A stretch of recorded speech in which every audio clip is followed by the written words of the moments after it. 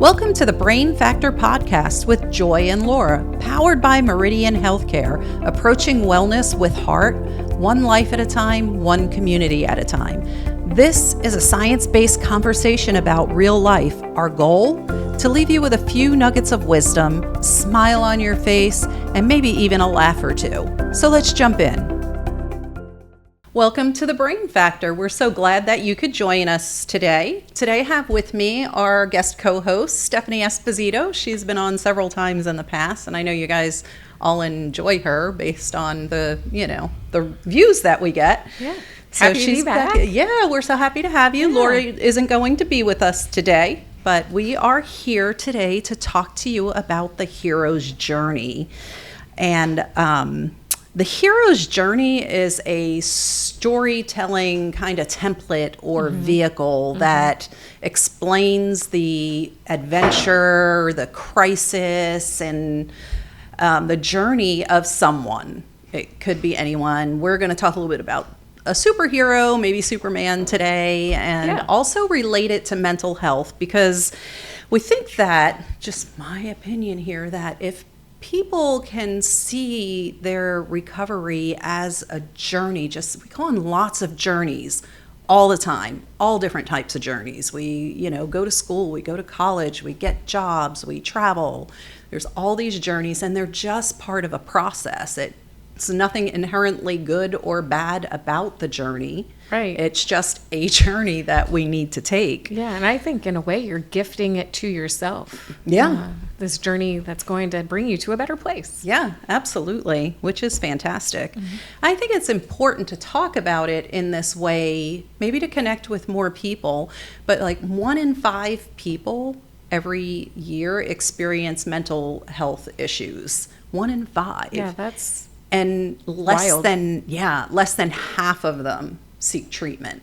Yeah, I believe that. I mean, I think about, okay, so myself and 4 of my friends, that means one of us. Maybe me. Yeah.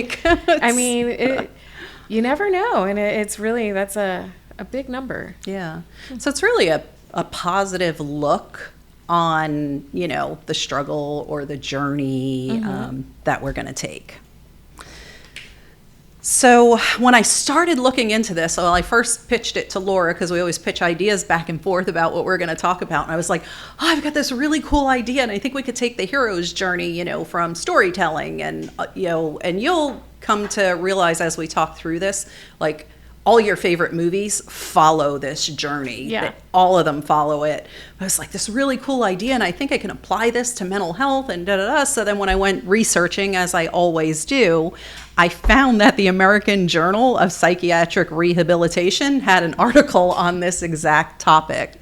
Yeah, it seems like a hot item that is not talked about enough. Yeah. So it can really help us like overcome adversity, help us to seek help, because a lot of times that's the really, really hard thing to get at. So we're going to jump into the hero's journey now, which was as far as I know, first brought into a book in 1949. The book was The Hero with 1,000 Faces by Joseph Campbell. And he, brought this hero journey to everybody, really. I think it existed before. It's like a monomyth type of thing. It's how you can tell myths and stories, which is really cool.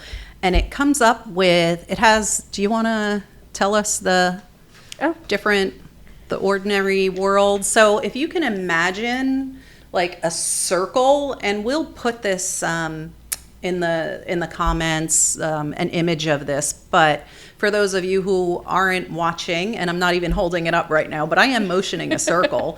It's a cyclical process, where you start and you're in the ordinary world, and then there's different variations of this. Some are 8 steps, some are 12, some are 15. A lot of different people over time have spoken about the hero's journey.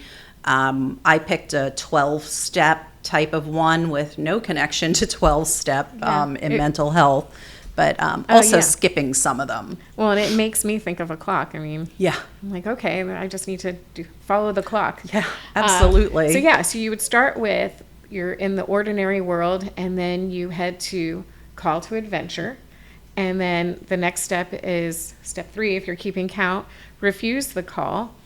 And then next step is meet the mentor, then cross the first threshold, moving along to test allies, enemies, and that's going to be the interesting twist right there. And then you have your innermost cave, your ordeal, the reward, and then at number 10 is the road back. And then you have at 11, resurrection, and then return with the elixir. That's number 12. That's the sweet spot. We want to get there.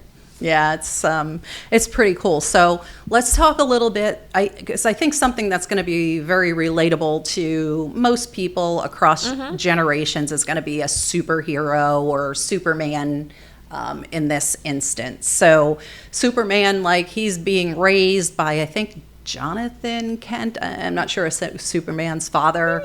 It may be. Yeah, anyway, he's being raised in this ordinary world with these ordinary people. It's just going through life. You don't know that there's some challenge or adventure coming. You're just living it up.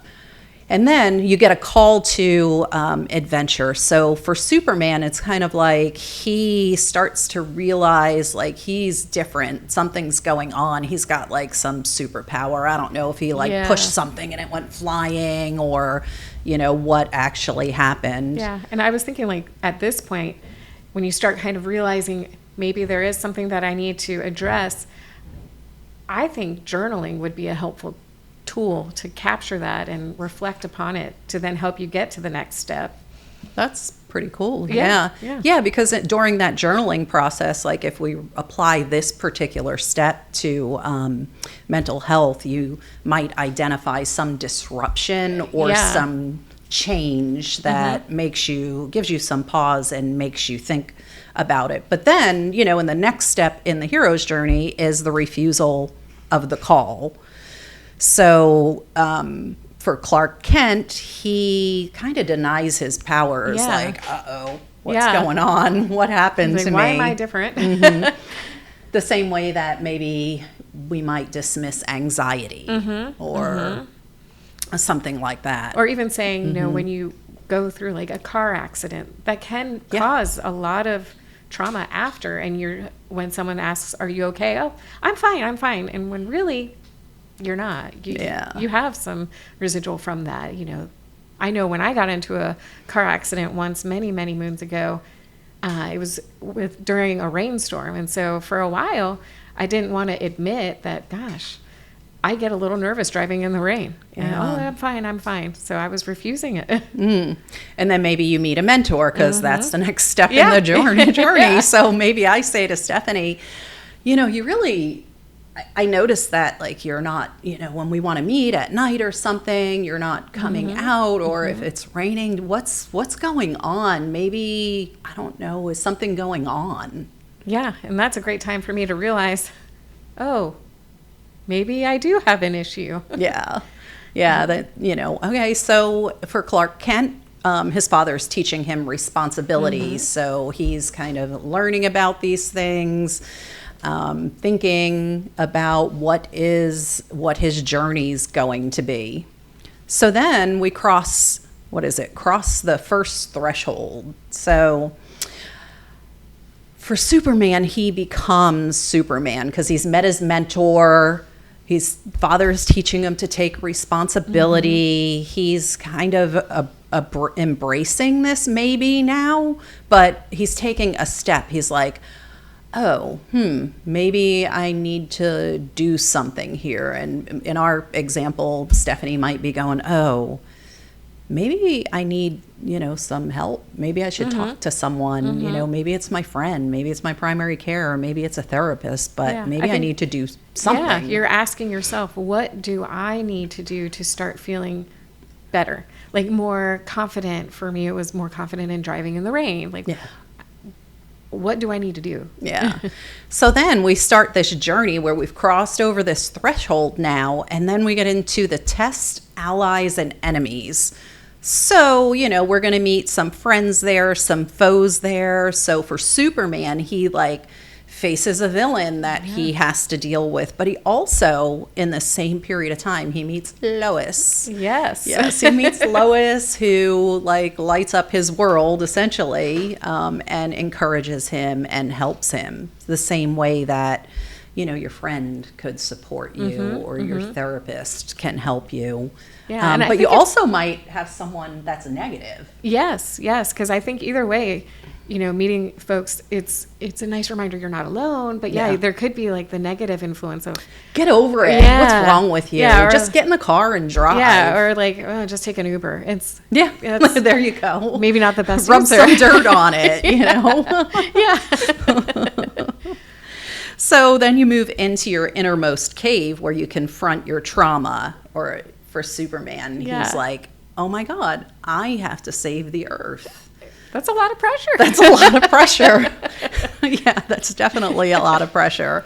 And, you know, it could be whatever your trauma is or your anxiety or your stress. It could be anything. It could be a recovery from an injury. You know, there are just so many things that it can apply to. Yeah, I think even like a loss in the family, you know. Yeah, totally. That's huge. That is the hero's journey. I think would be very helpful for that, because dealing with the loss of a loved one is so traumatic. Yeah.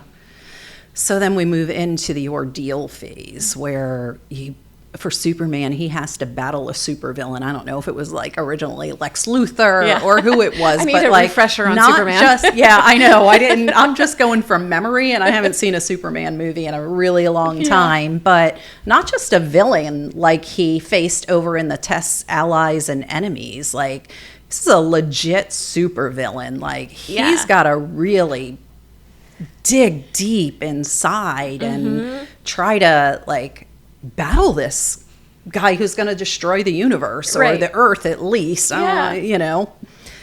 So for us, it could be some trauma that you suffered. It could have been a really bad car accident or a really bad anxiety, or maybe you know, had some sexual abuse, or there's just so many different traumas that people can deal with. Yeah, and I think even like a pet passing away, you know, something it doesn't have to be, you know, trauma and things like that look different for everyone. So I don't want anyone to think that what they're going through, if they're struggling, is too little. Like, it's important to them. Yeah. And it should be addressed. And which is fine. I mean, you know, as per a past episode, I drank the CrossFit Kool-Aid, and you know, I did a box jump one day, which, if you don't know what that is, it's going from the ground, jumping onto a box. And I have to do that this week. And it's hard. And I'm short. You can't see me, but I'm like not much taller than the box, and I missed the box. And even though and I scraped my shin, and I start questioning, gosh, can I still do CrossFit? It really hurt very badly. And I should have applied this hero's journey, because I went through all the feelings of, can I do this? Am I hurt? Do I need to go to a doctor? Should I talk to someone? And this would have been a really helpful tool. Yeah. Well, we have it now. Yes, now we do. Which is super awesome. I'm probably going to stick one up, you know, on the wall somewhere. Yeah, hopefully I don't miss the box again, but, you know, at least I'm prepared. So then you get a reward. So after you face, Stephanie is all about the rewards. And who isn't really? My reward is always food. Yes. Well, there you go. But in lots of different circumstances, you go through this ordeal, you face something, and then you move into reward, and, you know, you feel better. Maybe you addressed your anxiety or your stress or your fear of driving in the rain, and you're like, yes, I can do it. Or now, look, now I actually did that box jump. Yeah.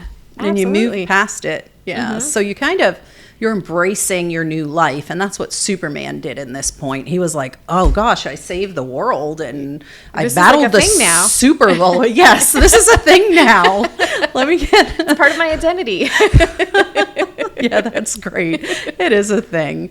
You know, and you could, you know, face roadblocks or things like that, but what I'm, in this particular model, there's the roadblock ahead of you. So yeah, I saved the world, but now there's another, super villain that I have to deal with. Or for Stephanie, I don't know how many inches your box jump was, but you achieved that one. Yeah. Now you need to go to the next one, because those CrossFitters, they don't ever give you a break. They're No. like, oh, you achieved that. Now let's make you better.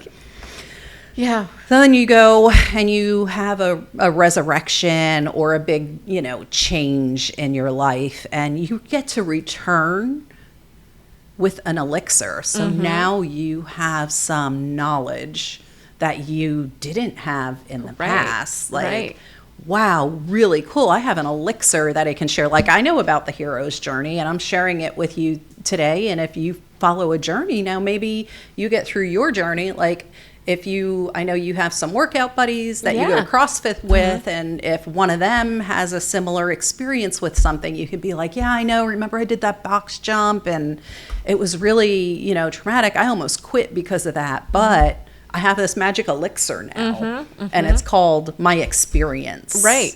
Yep, and I can share with you. Yeah, which I think is so awesome. I can apply some of this hero's journey to how I returned to CrossFit, because I did share some tips with some friends of, make sure the box isn't wobbly, make sure you warm up. There were things I learned from that experience that I definitely apply now to be better prepared and to avoid having that traumatic experience again. And you really can do that. You can apply this to the loss of a loved one, so you learn how to feel about it and, create moments to remember that person, so the memories stay alive, or maybe create a photo album. There's all sorts of tools that can help you. Yeah, Stephanie, that makes perfect sense, and I hadn't thought about applying it in some other ways before, but I'm actually just wrapping up my tenure as the president of a local community group that I'm a part of. And one of the things that I did as we were turning over the reins to the new president is I was like, hey, you know what? Let's grab dinner or something one night. I want to share some lessons learned that I experienced this year. And I think that things, in this particular thing could have went a different way or that. And she was like, oh, yeah, great. I want to learn about that, because I had that elixir, because I had that experience and I took that journey, and now she's getting ready to take that journey. Yeah, that's awesome. That's an awesome way of applying this. Yeah. And, that I like that, because you didn't necessarily go through something traumatic. It was just something you could apply to everyday actions. Yeah, because in the beginning, I'm just sitting there one day and I get the phone call from someone, will you be the president next year? And I'm like, what? I was living in my bliss. Go through the call to adventure. Let me journal this. The refusal. I'm like, I don't know if I can do that. And then you have to talk to some other people who definitely will likely encourage you. And then you embark on the adventure and take the lessons that you learned. Because when I was president of Rotary, I think this is so great, because I definitely faced some, people who maybe were, I wouldn't say villains, because it's no, they are not villains, but that's just a way to explain this model. Yeah, and I learned from that. I faced it, and then take what I've learned and apply. Because I too, when I turned over the reins happily for the end of my presidential term of Rotary, which was great. But I gave a same little one-sheeter of, here's the things that I learned. Yeah. Take it. These are the things I implemented during my term that worked really well for me. And by the way, that thing, whatever, we could maybe do that a little bit differently. Because it's important to reflect on both sides of things. Yeah. We're not trying to push any, over positivity on anybody, because Laura will come back and say, that's toxic and you can't do that. So it's good to go through, and the hero's journey definitely takes you through facing the good and the bad and all of that. And then you're in the ordinary world now, and you've got that elixir to share. So I'm going to just recap the steps again. So we've got the ordinary world, the call to adventure, refusal of the call, meeting the mentor, crossing the threshold, the tests, allies, and enemies, the approach to the innermost cave, the ordeal, the reward, and then the return to the ordinary world. And hopefully you have an elixir. You might not always have an elixir. You might just go back to the ordinary world and you didn't really address or learn what you needed to. So then maybe you're going to go back around this circle again. Yeah, because there is no rule that you have to be prepared for to be back in the ordinary world or to bring the elixir back immediately. I mean, there are times that you will have to start this whole process again. And that's, that's just, and if that's what's going to help you, that's fine. Yeah. And I might spend, 3 years in my innermost cave. Yeah, and you might spend a week, I don't know, or 7 years. Yeah. So there's not a time frame on this. There's no necessarily right and wrong. It's all based on your individual experience and whatever it is you're dealing with. And as we've gone through, it could be because you're a superhero, or it could be just because you've had, a physical injury or a mental health challenge or just an experience like being the president of something, or people experience this all the time in their work journey or your career. Yeah. What is going on? Maybe something happens at work and you're going to go through this process. Yeah. I want you to start to think about movies as it's kind of maybe going to, when I first learned about this, it was like every time I was watching a movie, I was like, oh, there it is. Yeah, I think that's great. I never really thought about it until you brought it up. I will watch. Yeah. So what do you think could be some practical tips for people trying to navigate, mental health struggles with, resiliency? I mean, with this, applying this. I think, and one of the things that I thought of when I was reading on this was to keep the positive self-talk, Yeah. It's easy to embark on this journey and say, this is too much. I don't have enough time. It's, this is going to cost me money. I don't have that money. So I would say to myself, once I embark on this, because I know I'm going to need to use this tool, everyone will, is you are worth it. Like, this is a worthy journey and it doesn't have to happen overnight. I am not going to be with my magical elixir next week, and that's okay. And to continue on it, to not give up. Yeah. And I think also to know that you're not alone. And what I was thinking too through all of this is something that's if you go through this journey once, you will unfortunately face another issue down the road. I mean, that's life, but at least you'll be more prepared on how to deal with it. So then it's a little easier. Yeah. I think. Yeah, sometimes you just look at things differently. So I will just back that up with, I've lost both of my parents. And when I lost my mother, it nearly crippled me for about 3 years. I were can only imagine. So it was brutal. And then a number of years later, I lost my dad as well. And while that was just as impactful and devastating to me, I took that journey differently, because in the first round, I spent a lot of time negotiating, how is the world still turning? Yeah. My mom's gone. Yeah. This world should be stopping. I can't believe everybody's just getting up and going on with their day. Right. How are they happy? Yeah. Not believing that it happened even. I'm going to wake up from this. I'm going to wake up from this. And just going through all these stages of grief, following this hero's journey, even though I don't know, because I've met people along the way that helped me. And at some point I had to, just accept what happened. But years later, when I lost my dad, I started 5 steps before, because I was there was no bargaining. Right. It was true. Yeah. I knew it was true. It stunk. It was awful. It was horrible, but he wasn't coming back. He was really gone. It wasn't just a trick that my mind was playing on me.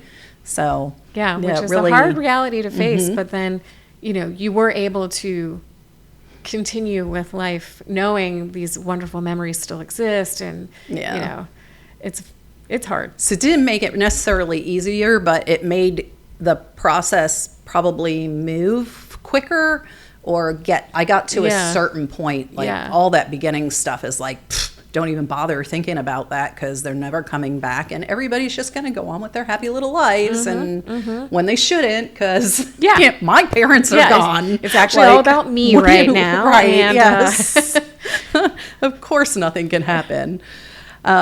So something else that practical that I think we can get from this is like recognizing when you're at a crossroads, because we get to them all the time, Yeah. metaphorically or actually at a crossroad in an accident. Yeah. So that's really important. I think that, the mentor phase helps us with, or a little bit after the mentor, is reaching out, asking for help. Maybe you don't have to the next time wait, go through a refusal to call and wait for someone, wait for Stephanie to come to me and be Right. like, hey, Joy, you need to do something. Yeah, I do think also having that, one person that if it is the sky is falling and you are like, I need to have that phone number programmed in so you are just prepared. And that doesn't have to be just your friend. It could be your therapist. Yeah. It could be, like a 1-800 number where you can just instantly call, but have a plan. Yeah. And there's 988 now, Yeah. that Oh, that's national right. number, where you can Yes. call and you can get assistance, you can get help, you can get someone to come out to you and respond in Right. person. Which is amazing. A clinical person, or you can not have someone come out to you and you just want to talk about it, or it doesn't even need to be my crisis. It could be Stephanie's crisis. Yeah. And I'm like, oh my gosh, I don't know what to do. I know my friend is having an issue. Can you help me? What should I do? Yeah, I love that number. I think that's an amazing aspect. Yeah. But, you always have your primary care as a go-to. It's a great person. I start there a lot of times with stuff. I'm like, and mine's great because I can text or whatever. Oh, and there's a gnat flying around me. So Special guest. Yes, special guest too, number 2. But I can always start there, and I can send a message in the little healthcare portal and be like, and she'll be like, oh, okay, come in or hop on a call with me, or maybe you should do this, or, oh, let me send you for some blood work, or did you think about, whatever. There are just a lot of different resources out there. If you're in, this is sponsored by Meridian Healthcare, and if you're in Meridian's area in the state of Florida, almost, because you can get services at least by telehealth or phone anywhere in this state, you can reach out to Meridian. Yeah, and they're great. Or your local community healthcare organization, wherever you are, or, doesn't apply just to Florida or just to the U.S. where we are. Anywhere in the world, there's people to reach out to to get some help. So I hope that, yes, that this hero's journey can help you to kind of identify maybe what you're going through. Drop us a comment if you have experienced something like this, or if it resonated with you, or even if you just want to be like, oh, I saw that I Am Legend movie and that went through it. Or and I learned today there's a new Superman movie coming out, so I didn't know that when I chose Superman.